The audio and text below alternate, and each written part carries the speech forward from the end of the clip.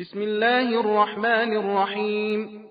ولا تؤمنوا إلا لمن تبع دينكم قل إن الهدى هدى الله أن يؤتى أحد مثل ما أوتيتم أو يحاجوكم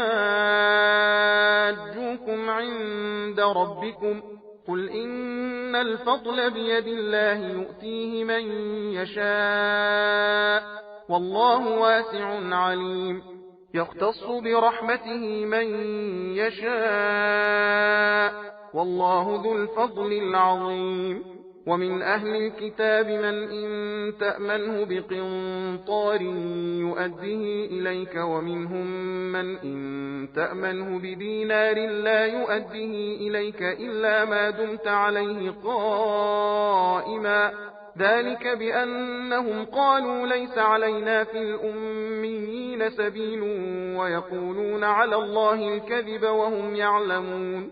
فلا من أوفى بعهده واتقى فإن الله يحب المتقين.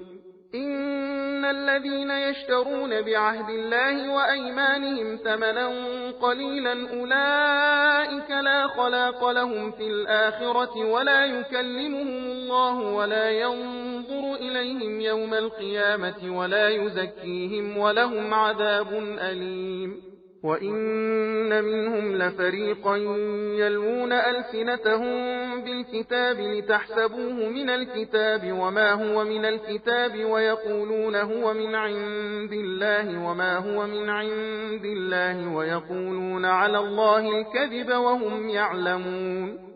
ما كان لبشر أن يؤتيه الله الكتاب والحكم والنبوة ثم يقول للناس كونوا عبادا لي من دون الله ولكن كونوا ربانيين بما كنتم تعلمون الكتاب وبما كنتم تدرسون.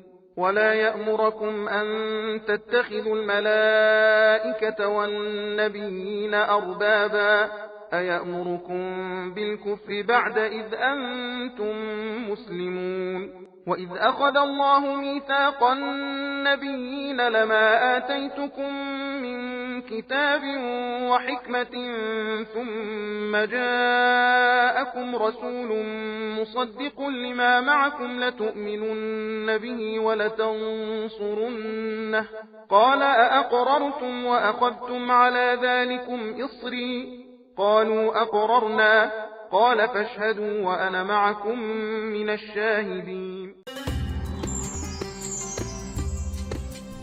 सबील कुरान हिदायत का रास्ता।